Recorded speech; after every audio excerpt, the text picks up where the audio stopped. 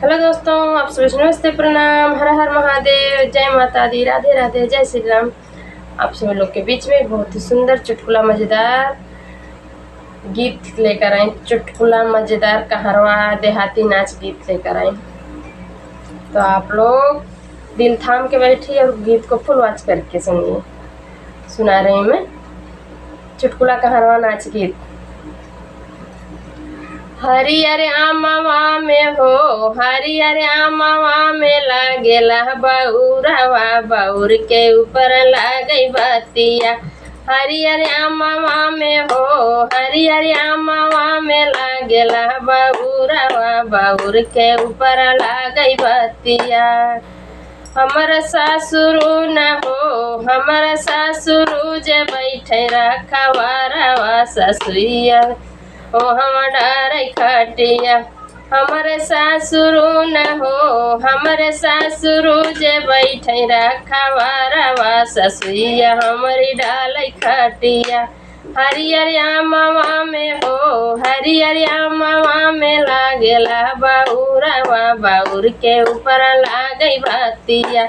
हरियर आमवा में हो, हरियर आमवा में लागेला बउरवा, बउर के ऊपर लागई बतिया।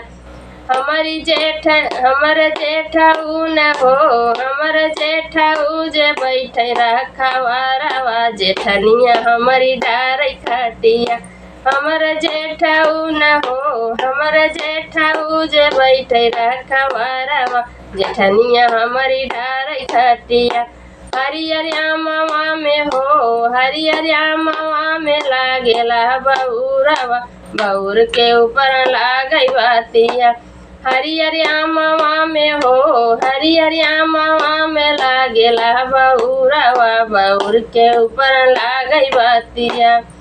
हमर देवरू न हो, हमर देवरू जे बैठे रखवारवा, देवरनिया हमारी डार खटिया। हमर देवरू न हो, हमर देवरू जे बैठे रखवारवा, देवरनिया हमारी डार खटिया। हरियर आमवा में हो, हरियर आमवा में लागेला बउरवा, बउर के ऊपर लागई बतिया। हरियर आमवा में न हो, हरियर आमवा में लागेला बउरवा, बउर के ऊपर लागई बतिया। हमर ननदोइया न हो, हमर ननदोइया जे बैठे रखवारवा, ननदिया हमारी डार खटिया। हमर ननदोइया न हो, हमर ननदोइया जे बैठे रखवारवा, ननदिया हमारी डार खटिया। हरियर आमवा में हो, हरियर आमवा में लागेला बउरवा, बउर के ऊपर लागई बतिया।